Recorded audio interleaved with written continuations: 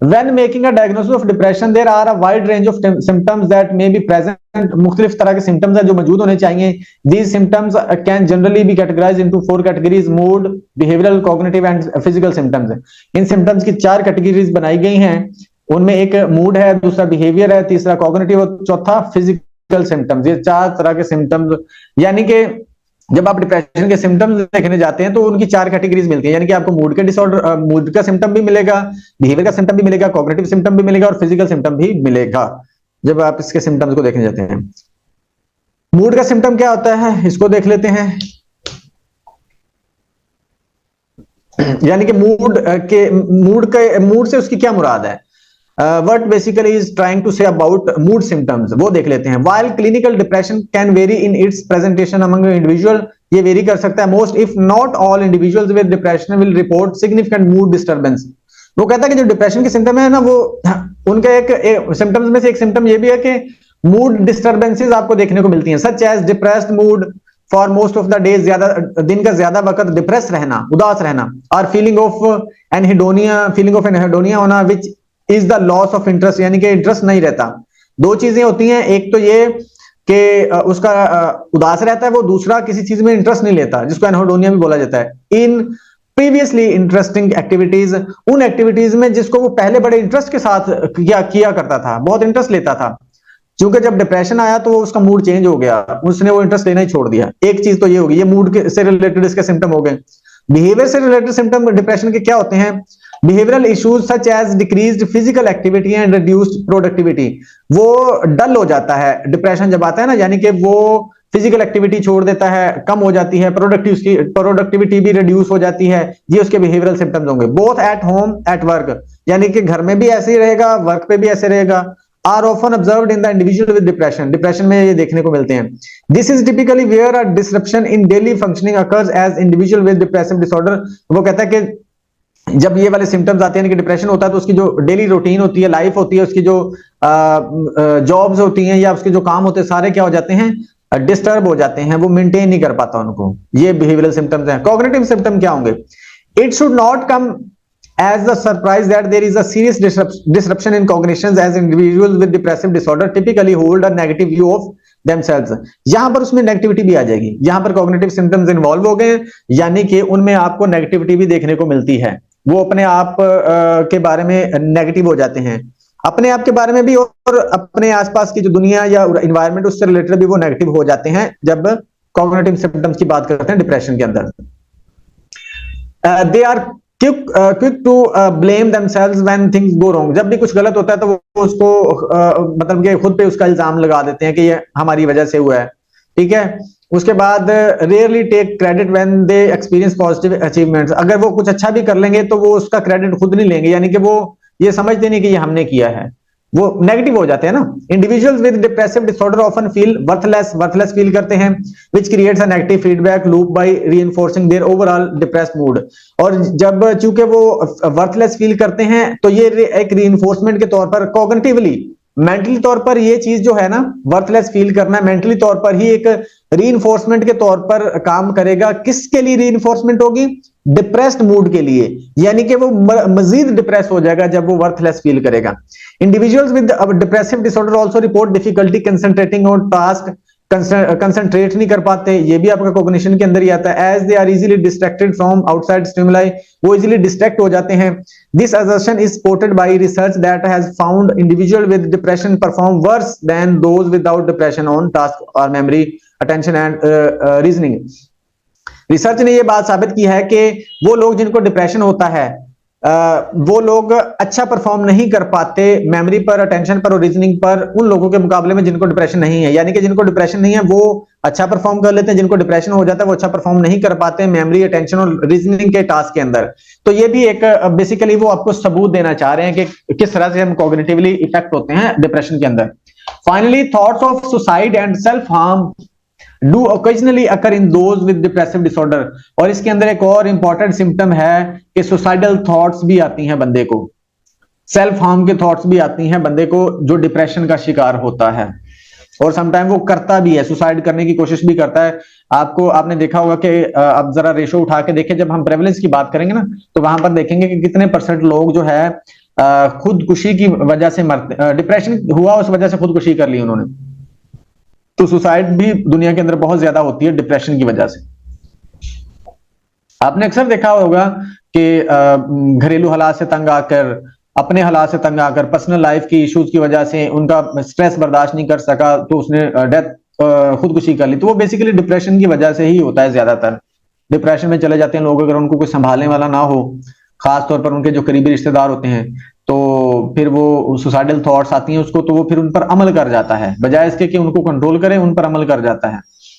अच्छा, इसलिए ये चूंकि हम पढ़ भी रहे हैं तो थोड़ा सा हमें अपने हिसाब से यानी कि अपने आसपास का भी ख्याल रखना चाहिए, खासतौर पर अपनी फैमिली का। अगर आप लोगों ने यानी कि हम लोग अगर इस चीज को समझते हैं, डिप्रेशन को हम पढ़ रहे हैं, अंडरस्टैंड कर रहे हैं, हमारी फील्ड है, तो हमें चाहिए कि अगर इस नॉलेज की बेस पे हम अपने आसपास के लोगों के किसी काम आ जाए तो जरूर आना चाहिए।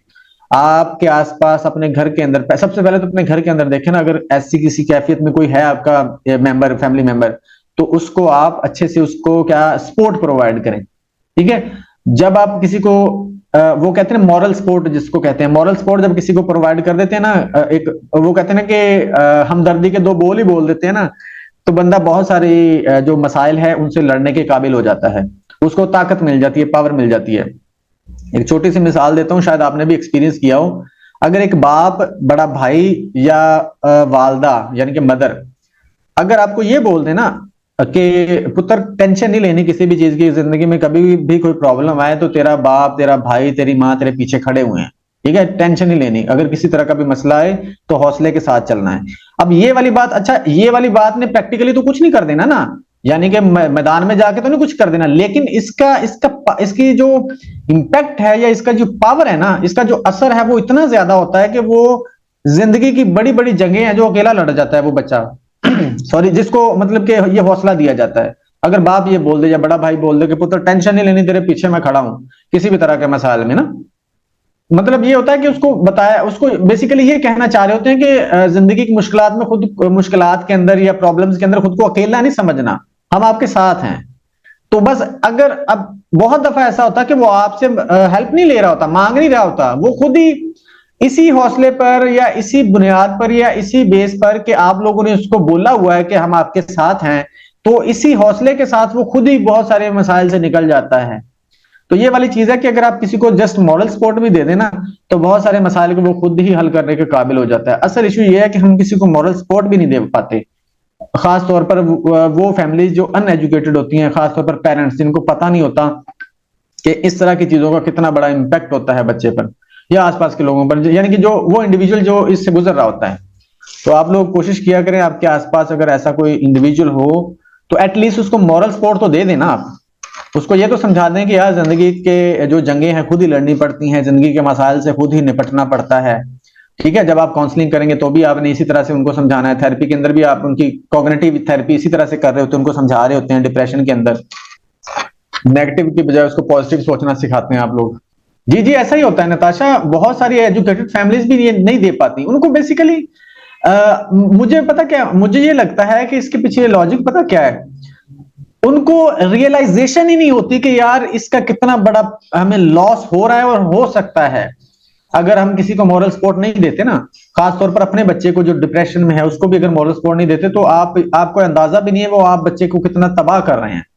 वो टूट फूट जाएगा अंदर से, और वो फिर वो क्या हो जाता है, डिफेंसिव हो जाता है। डिफेंसिव नहीं आप कह सकते हैं, बदला लेता है। फिर वो जब निकल जाता है ना उन हालात से जैसे तैसे, या तो वो मर जाएगा या फिर जब वो उन हालात से निकल जाएगा ना तो फिर वो छोड़ेगा नहीं पीछे वाले जिन्होंने उनको उनकी हेल्प नहीं की होती, जिन्होंने मुश्किल में उनका सहारा नहीं बने होते ना जो लोग, उनको छोड़ता नहीं है वो, बाद में किसी ना किसी तरीके से दिल में रखता है, बाद वो बदला लेगा उनसे।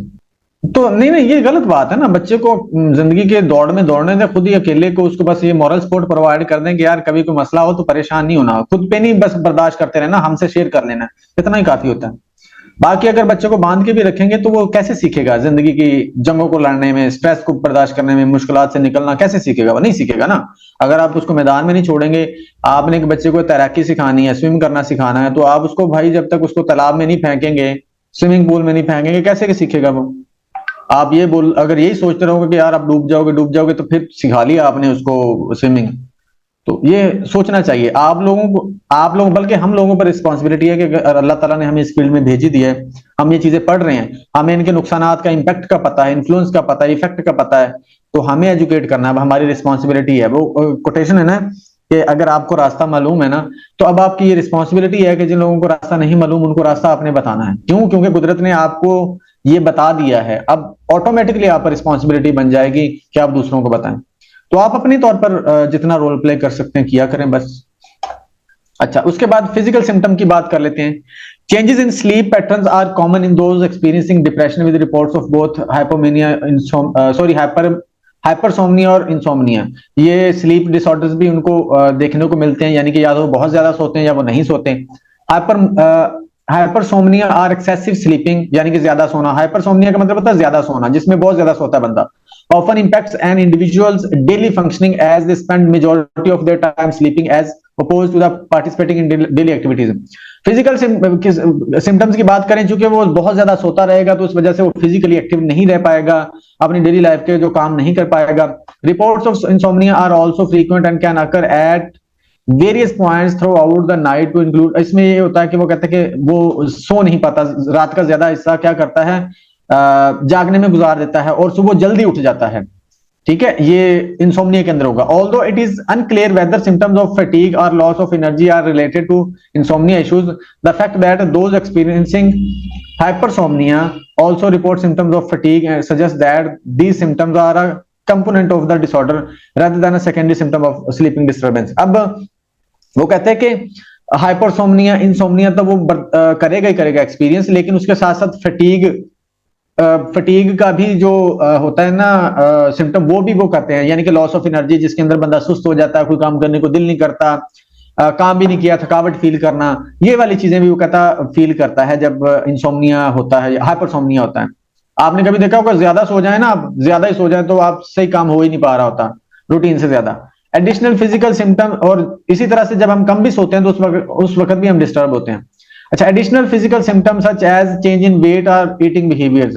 अब आपकी ईटिंग बिहेवियर भी चेंज हो जाता है, उसमें वेट गेन भी हो सकता है और वेट लॉस भी हो सकता है, यानी कि या तो आप डिप्रेशन में ज्यादा खाना शुरू कर देते हैं जिस वजह से आपका वेट बढ़ जाता है, या फिर कम खाना शुरू कर देते हैं जिस वजह से वेट कम हो जाता है। और ऑल्सो ऑब्जर्व, ये भी देखा गया, some individuals who are experiencing depression report a lack of appetite. बहुत से लोगों ने लैक ऑफ एपिटाइट बोला है। Often forcing themselves to eat something during the day, यानी कि वो फोर्सली खाते हैं। On the contrary others overeat. और बहुत से लोगों ने ये भी बोला कि यार डिप्रेशन में हम ज्यादा खा जाते हैं। आपके भी शायद कोई फ्रेंड वगैरह या दोस्त ऐसे हो, या आपके जानने वाले जो आप कहते हैं यार मैं डिप्रेशन में होती हूँ या मैं उदास होती हूँ या होता हूँ तो मैं तो कम खाता हूँ, मुझे खाया ही नहीं जाता, लेकिन ये कि ये आपकी फ्रेंड उदास होती है तो वो कहते हैं खाने को तबाही फेर देती है, ज्यादा खा जाती है। तो ये कोई भी कैफियत पाई जा सकती है ना, ज्यादा वाली भी कम वाली भी। तो ये फिजिकल सिम्टम थे। फाइनली साइकोमोटर एजिटेशन और retardation which is the purposeless or slowed physical movement of the body. इसमें मतलब इसमें भी बंदा क्या हो जाता है, सुस्त हो जाता है। For example pacing around a room, tapping toes, restlessness, बेचैनी फील करना, यानी कि आपकी बॉडी के जो पार्ट्स हैं वो आप फील करवा रहे हैं बेचैनी के, यार ये मतलब आप इस तरह भी कह सकते हैं कि हाथों को हिलाते रहना, उंगलियों को छेड़ते रहना या पाँव को छेड़ते रहना, इस तरह। उसके बाद रेस्टलेसनेस, बेचैनी, इधर उधर फिरना, ठीक है, is also reported in the individual with depressive disorder. ये वाले सिम्टम्स भी पाए जाते हैं। यहां तक कोई क्वेश्चन है तो आप पूछें। ये जनरली आपको बताया कि 4 तरह की कैटेगरीज होती हैं सिम्टम्स की। आगे सिम्टम्स जो होते हैं इसके क्राइटेरिया के अंदर आते हैं, वो भी मैंने नीचे लिखे हुए, बल्कि ये लिखा हुआ है, ठीक है, कौन कौन से सिम्टम्स होंगे, किस तरह की कैफियत हो सकती है जो डिप्रेशन वाला पेशेंट होता है, डिस्कस करें। अच्छा, डायग्नोस्टिक क्राइटेरिया की बात कर लें तो ये वो कहता है कि 5 or more of the following symptoms have been present during the 2 weeks। 2 week के अंदर, 2 वीक में अगर आपको 5 या 5 से ज्यादा ये सिम्टम्स दिखते हैं किसी शख्स के अंदर, इंडिविजुअल के अंदर, तो आप उसको डिप्रेशन क्या कर देते हैं, डायग्नोस कर देते हैं। उनमें से ये 2 सिम्टम बहुत जरूरी हैं, ये 2 सिम्टम बहुत इंपॉर्टेंट है। एक तो डिप्रेस मूड, यानी कि उदास रहना, दूसरा लॉस ऑफ इंटरेस्ट और प्लेजर। आप जो इंडिविजुअल होगा डिप्रेशन वाला, वो चीजों में इंटरेस्ट लेना छोड़ देगा। ये 2, वो कहता है कि इनमें से 2, ये 2 या दोनों में से एक, at least one of the symptom is either ये और ये लाजमी प्रेजेंट होना चाहिए। दोनों भी हो सकते हैं। अच्छा, ये वाली कहते हैं कि मेडिकल कंडीशन, अगर मेडिकल कंडीशन की वजह से ये सिम्टम्स आ रहे हैं ना, तो फिर डिप्रेशन नहीं हम बोलेंगे, उसको डायग्नोज नहीं कर सकते, फिर हम उस मेडिकल कंडीशन को पहले देखेंगे। तो ये चीजें होती हैं छोटी छोटी जो आपने अंडरस्टैंड करनी होती है। और ये क्वेश्चन भी पूछा जा सकता है आपसे कि ये जो डिप्रेशन के सिम्टम्स हैं, क्या इसको अगर किसी मेडिकल कंडीशन की वजह से डिप्रेशन के सिम्टम्स आ रहे हैं तो आप उसको डिप्रेशन डायग्नोज कर देंगे या नहीं करेंगे? तो आप बोलोगे हम नहीं कर सकते, हम फिर पहले मेडिकल कंडीशन को खत्म करेंगे। अगर वो खत्म हो जाती है तो हो सकता है कि साथ ही डिप्रेशन के सिम्टम्स भी खत्म हो जाएं। ठीक है, अगर वो जो मेडिकल कंडीशन या कोई और बीमारी है उसको खत्म कर दिया लेकिन डिप्रेशन के सिम्टम अभी भी स्टिल एग्जिस्ट कर रहे हैं, तो फिर आप उसको डिप्रेशन की तरफ चले जाएंगे। अच्छा, ये कौन से सिम्टम, 9 सिम्टम्स है, इनमें से 5 होंगे तो आप डायग्नोज कर दोगे, 5 या 5 से ज्यादा। डिप्रेस मूड होता है, ठीक है। उसके बाद डिमिनिश इंटरेस्ट, यानी कि इंटरेस्ट खो देता है वो। उसके बाद क्या होता है, सिग्निफिकेंट वेट लॉस, या तो वेट लॉस हो जाएगा या गेन हो जाएगा, ये तीसरा सिम्टम है। पहला सिम्टम है डिप्रेस मूड, ठीक है, ज्यादातर डे जो होगा ना। उसके बाद चौथा सिम्टम क्या है, इंसोम्निया और हाइपरसोम्निया, नींद का कम आना या ज्यादा आना। साइकोमोटर एजिटेशन और रिटार्डेशन, इनको भी हमने बड़े अच्छे से देख लिया डिटेल में। उसके बाद है फटीग और लॉस ऑफ एनर्जी। उसके बाद फीलिंग ऑफ वर्थलेसनेस, ये भी हमने देख लिया है, खुद को वर्थलेस तस्वर करना। उसके बाद डिमिनिश्ड एबिलिटी टू थिंक और कंसंट्रेट नहीं कर पाता, इसका भी हमने आगे पहले जिक्र किया है कॉग्निटिव सिम्टम्स के अंदर। उसके बाद recurrent thought of death, suicidal thoughts का आना, ये भी हमने देख लिया है। ये वाले अब सिम्टम जो है ना मेजर यही है, इनमें से 5 या 5 से ज्यादा अगर पाए जाते हैं, पहले 2 में से एक या दोनों लाजमी होने चाहिए, ठीक है। फिर आप अगर 2 वीक के लिए हैं, ठीक है, 2 वीक मिनिमम, 2 वीक से ज्यादा हो गए तो आप इसको डिप्रेशन डायग्नोज कर दोगे। उसके बाद ये एक और है बी क्राइटेरिया हमारे पास, the symptoms cause clinically significant distress और इंपैरमेंट इन सोशल ऑक्यूपेशनल। वो कहता है कि वही वाली बात कि आपकी जो प्रैक्टिकल लाइफ है उसको भी ये डिस्टर्ब कर देगा, ठीक है। The episode is not attributable to the physiological effects of a substance or another medical condition. वही वाली बात कि आप उस मेडिकल कंडीशन पर इसको नहीं कर सकते, यानी कि उसकी मौजूदगी में इन सिम्टम्स को हम नहीं उस तरह से कंसिडर करेंगे डिप्रेशन के लिए। At least one major depressive episode is not better explained by schizoaffective disorder and is not superimposed on schizophrenia, schizophreniform disorder, delusional disorder or other specified। यानी कि ये डिसऑर्डर जो है ना, episode is not better explained by in, यानी कि इन disorders की वजह से, स्किज़ोफ्रेनिया की वजह से आप अगर डिप्रेशन, हमने जब पढ़ा था स्किज़ोफ्रेनिया कि उसमें भी इसके साथ भी डिप्रेशन के सिम्टम पाए जाते हैं। वो कहते हैं जो डिप्रेशन की एपिसोड है ना, जिसकी वजह से आप जिसको अंडरस्टैंड करके आपने डायग्नोज करना है, देख लेना है कि ये वो वाली एपिसोड स्किज़ोफ्रेनिया की वजह से ना मौजूद हो, ठीक है। ये ना हो कि स्किज़ोफ्रेनिया उस बंदे को मौजूद है, उसमें मौजूद है या एक्सपीरियंस कर रहा है, तो आप उस वजह से जाहिर सी बात है उसमें डिप्रेशन के सिम्टम भी होंगे, तो आप उसको डायग्नोज नहीं कर सकते ऐसे। उसके बाद है जी, there are never been a manic episode और हाइपोमैनिक एपिसोड। ये वाली चीज भी हमने ऊपर भी डिस्कस कर ली है शॉर्टली, लेकिन ये देखो क्राइटेरिया के अंदर भी आ गया है। वो कहते हैं जब आपने डिप्रेशन डायग्नोज करना है ना, तो ये लाजमी तौर पर आपने क्या करना है, इंश्योर करना है कि उसने मैनिक या हाइपोमैनिक एपिसोड एक्सपीरियंस ना की हो, ठीक है। ये वाली उसने एपिसोड, यानी कि मैनिक के अंदर क्या होता है, इसमें बहुत ज्यादा या तो अग्रेसिव होगा या एक्साइटेड होगा। ये वाला जो कहते हैं कि एपिसोड होगी, अगर ये उसने एक्सपीरियंस किया तो फिर डिप्रेशन नहीं होगा, वो फिर वो बाइपोलर की तरफ बात चली जाएगी।